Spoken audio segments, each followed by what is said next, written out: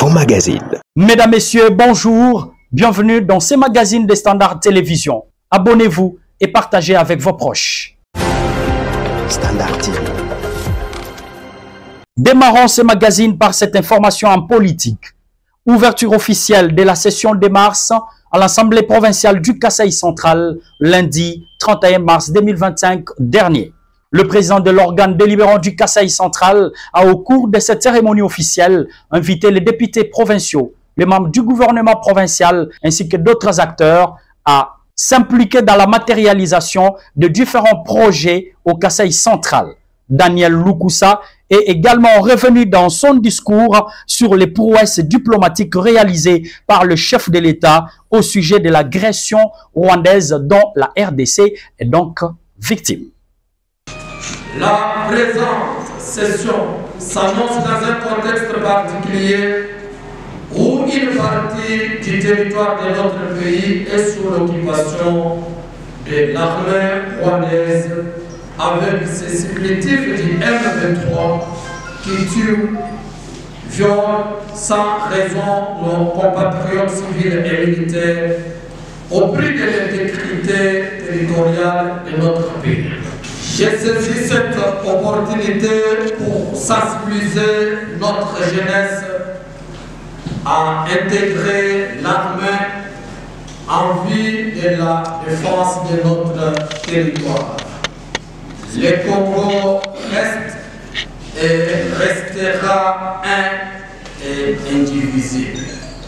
Dans un autre chapitre d'actualité dans ces magazines, clôture du mois de la femme à Kananga, la fondation Toumi Espoir a communié avec les femmes vendeuses et étudiantes de quelques institutions d'enseignement supérieur et universitaire de la ville de Kananga.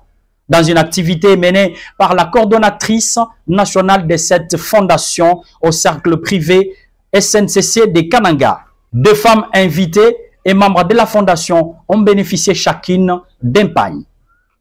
La coordonnatrice nationale de cette organisation, j'ai cité Madame Toumi Ngalula Chimbombo, promet de se battre aux côtés d'autres femmes pour l'autonomisation d'une classe des femmes oubliées au Kasaï central.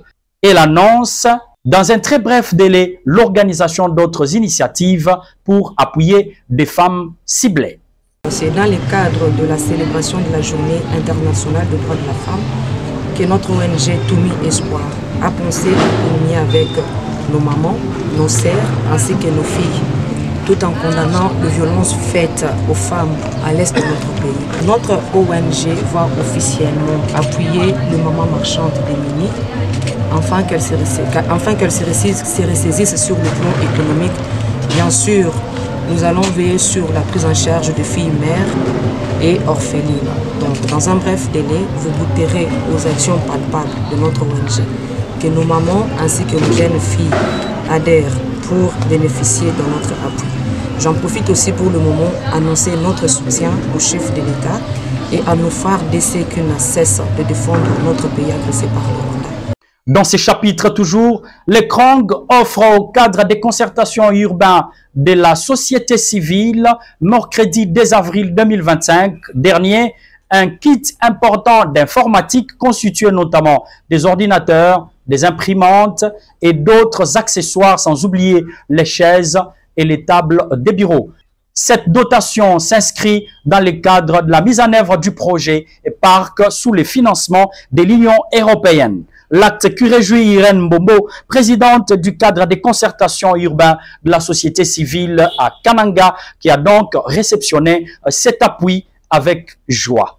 Dans une interview à la presse, Madame Mbombo a expliqué que cet appui vient résoudre plusieurs difficultés que sa structure rencontrait dans le fonctionnement normal des activités.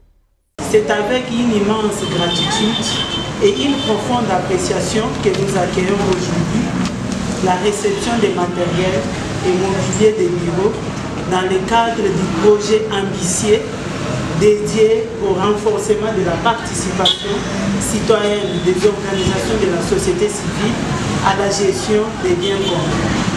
Nous tenons à exprimer notre reconnaissance à l'Union européenne pour son soutien inestimable qui permet à ces projets de prendre forme et d'avoir un impact durable sur nos communautés. Ces équipements ne sont pas seulement des outils.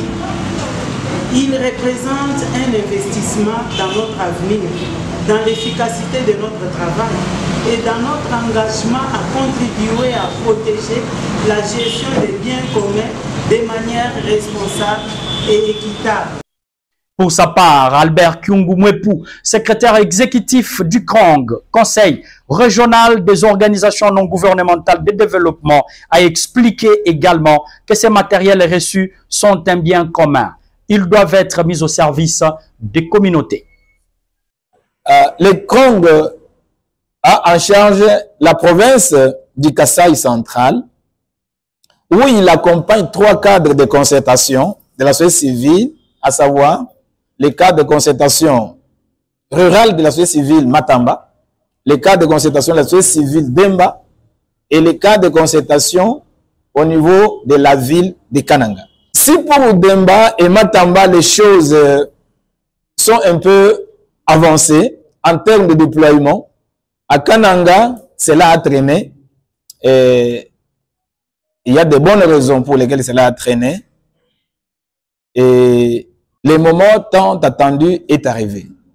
Après plusieurs exercices d'harmonisation des acteurs, aujourd'hui, c'est le tour de Kananga de recevoir son kit, ses équipements et ses fournitures de bureau. Ces matériels n'appartiennent pas à une ONG. Ces matériels, équipements n'appartiennent pas à une tendance de la société civile. C'est un bien commun de la société civile dans sa diversité, et c'est là au niveau urbain de Kananga. Et puis, la cellule technique mixte de la masculinité positive coordination du Kasaï central a commémoré mardi dernier la journée nationale de la masculinité positive, placée sous le thème « Voie vers la paix et l'égalité hommes et femmes ».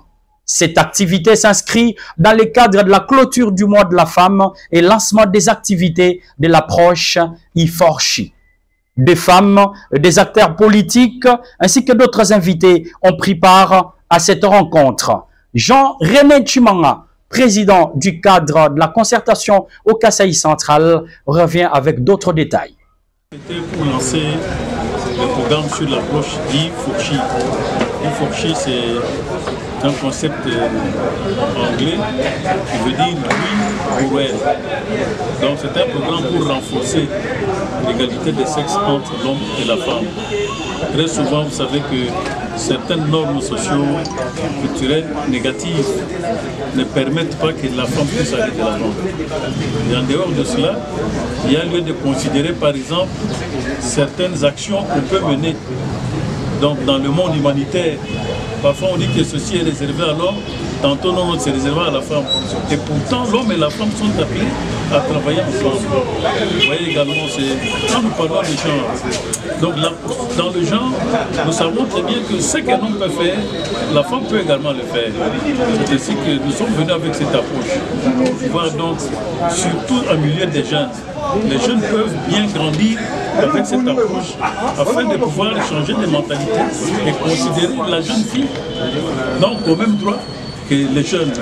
Nous avons prévu une rencontre avec la représentation des coordinations des étudiants. Donc 15 instituts supérieurs et universités ont été ciblés. Et dans chaque université et institut supérieur, on va travailler avec 10 étudiants. Donc, là, en milieu universitaire, ce sont des task force que nous allons installer pour pérenniser l'activité. Mais en dehors de l'université, nous avons prévu également des activités de renforcement des compétences.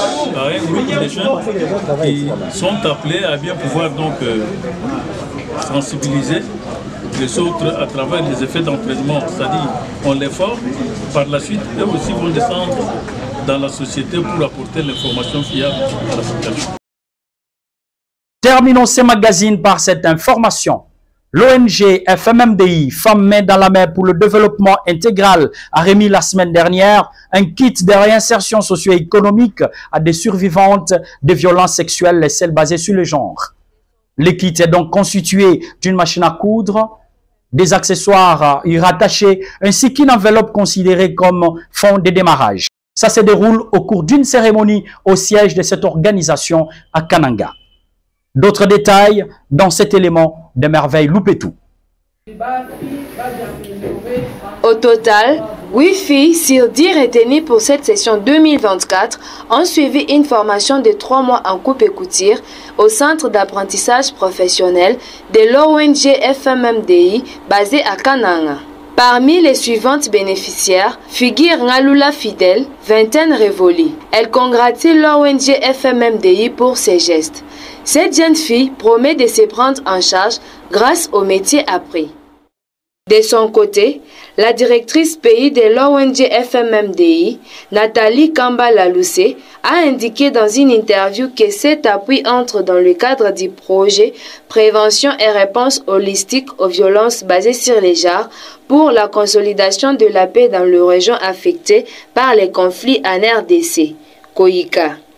Elle a annoncé la prise en charge d'autres filles survivantes déjà identifiées en cette année. Dans le cadre de ces projets COICA de prise en charge holistique, il y a 2 partenaires des agences des Nations Unies qui mettent en œuvre ces activités avec quelques organisations de la société civile. FMDI a le volet prévention et le volet réinsertion socio-économique et psychosociale. Dans le volet réinsertion socio-économique, on devait réinsérer plus de 100 personnes, dont 30 filles mineures qu'on devait rescolariser, 30 parents de mineurs qu'on avait déjà réinsérés, 30 majeurs directs survivants de VBG qu'on a déjà réinsérés et 10 filles qu'on devait former, les filles déjà mères qui devaient avoir une formation spécifique. Alors, pour l'année 2024, nous avons eu pratiquement 10 filles qui avaient besoin de suivre une formation dans la filière coupe-couture. Voilà pourquoi nous les avons envoyées dans notre centre de formation professionnelle d'apprentissage. Elles ont suivi pendant 3 mois la formation sur la couture, dans la filière couture. Parmi les 10 filles, nous avions 2 qui étaient grosses, mineures, qui n'avaient pas moyen de continuer. Elles ont laissé, mais on va continuer avec elles la session qui va commencer cette année. Et nous avions aussi 8 filles, dont 2 qui avaient déjà une petite base dans les notions de couture et 6 autres n'avaient pas de base. Voilà pourquoi le centre a encadré ces enfants, les a formés durant 3 mois. Et à l'issue de cette formation, aujourd'hui, vous avez les résultats. Cette cérémonie a été présidée par la conseillère de la ministre des Affaires sociales en province. Fin de notre magazine. Merci du soutien que vous ne cessez de nous apporter. Veuillez vous abonner et partager avec vos proches.